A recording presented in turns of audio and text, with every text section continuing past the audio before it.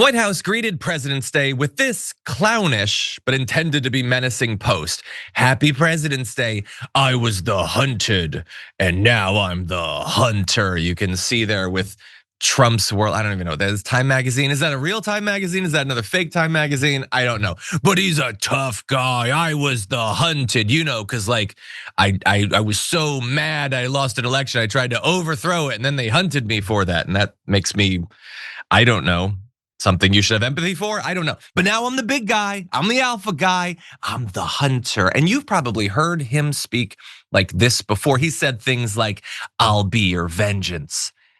But will he? I mean, there will be vengeance. But is he your vengeance?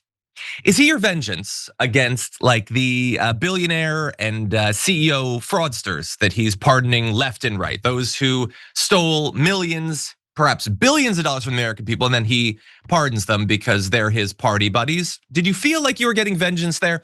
When they tried to sack the Capitol and then he pardoned all of them and then they went out and committed more crimes, including preying on children. Did he have vengeance against them or was he defending them? I'm concerned about that. The elites that he has stuffed his cabinet with, the wealthiest cabinet in history, they've been abusing things left and right, committing crimes all over the place. No vengeance for them. It doesn't feel like he's your vengeance. It feels like he's his own vengeance against his enemies, real and perceived. And he definitely isn't your vengeance when it comes to the Epstein class, who he is way too busy defending to actually investigate. If anything, he's their vengeance against you because you've been so rude in wanting to know which kids they were abusing and all that stuff. And yeah, he's made clear that he has their back, not yours, including to some former members of his cult, which are now freed up to actually talk about it, as you'll see in this clip. One day, I get a phone call from the president in September, and he is so mad at me. And he's yelling at me, and he's angry at me, and the fact he's like, you're supporting Rand Paul Jr., and he's chewing me out for signing my name on Thomas Massey's discharge petition to release the Epstein files. And I'm trying to tell him, Mr. President, they say you did nothing wrong. Right. This needs to come out. Right. And so we're having this argument, and he tells me on this phone call, he's like, Marjorie, my friends will get hurt. That's it. That's it. That's it, or at least that should be it. That should be it for everyone. When Marjorie Greene, who's like, I mean, like if you want cred in MAGA, I think that she's earned it and all that. She was certainly loyal to Donald Trump, and now she's revealing that was his reaction. He is miles away from caring about the victims, wanting justice for them, wanting to make sure that anyone else who might have abused women or girls is tracked down and put behind bars. His only concern is protecting his buddies who are the actual predators. It is literally the core argument of QAnon is that they defend each other as they engage in their predations against kids. She's laying it out for you. That's what he said. He's not the hunter. He's not going for vengeance.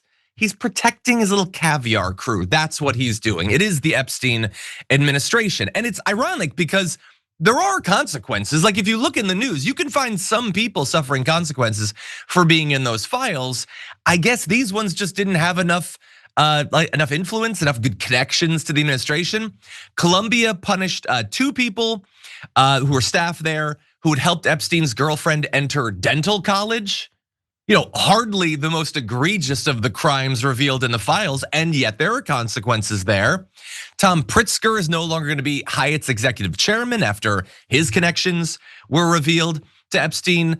The chairman of top corporate law firm Paul & Weiss, Brad Karp, is now stepping down. A top counsel at Goldman Sachs resigned after her emails were released. She wasn't like Epstein's best friend throughout the 80s and 90s. She had some emails. And she lost her job.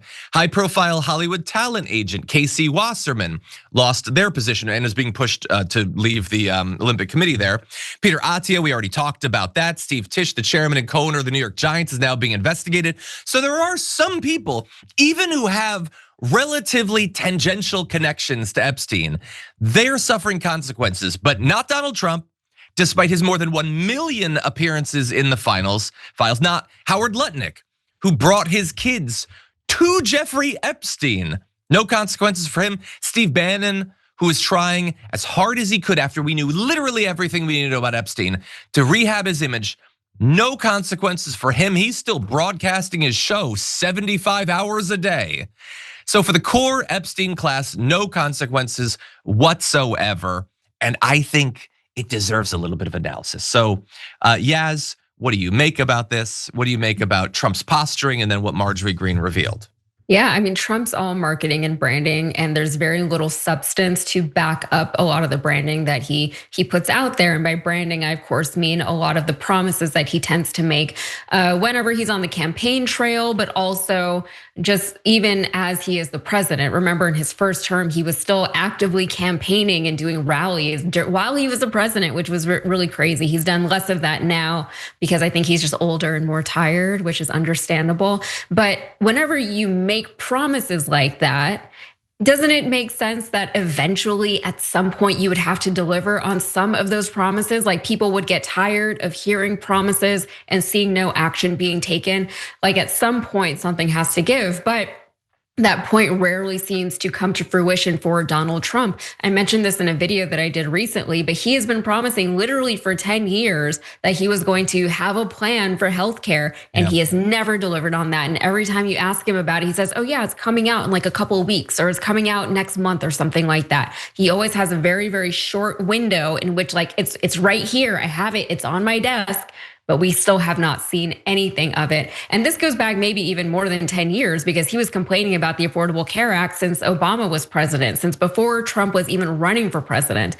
But Trump, he wants so desperately for the American people to see him as like a Batman figure for the American people, where he's gonna come in and he's gonna be this rogue and he's gonna operate outside of the normal conventions and systems that we have. But forgive me, like first of all, Batman is a questionable hero and idol for a lot of reasons. But even then, Bruce, he had a six pack, you know what I mean? And Trump doesn't even have that. Like he doesn't portray him, so he doesn't look like a strong man, and he really hasn't delivered on so many things, not in any meaningful way, and especially not when we're talking about the Epstein files. These files have been a boon for him when he was campaigning for president. He said, I'm gonna release them. And then as soon as he got into office, there was he didn't want to talk about the Epstein files anymore, let alone, give them to the American people. And he said, stop asking about them.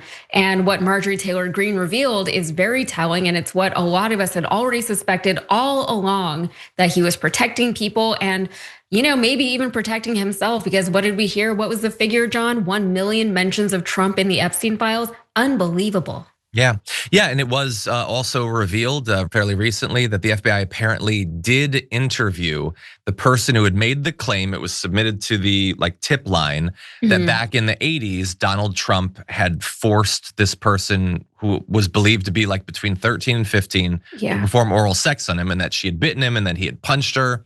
They apparently spoke to this person, and that's all the information I can provide you, because we have no idea. I mean, maybe the person had no evidence behind their story. Maybe they were on the face, obviously not credible. Or maybe they gave a lot of extemporaneous, contemporaneous information or evidence, and they had other people that they talked to about the time. Well, we have no idea, because they're just not gonna reveal it to us. And so there's a lot of lingering questions.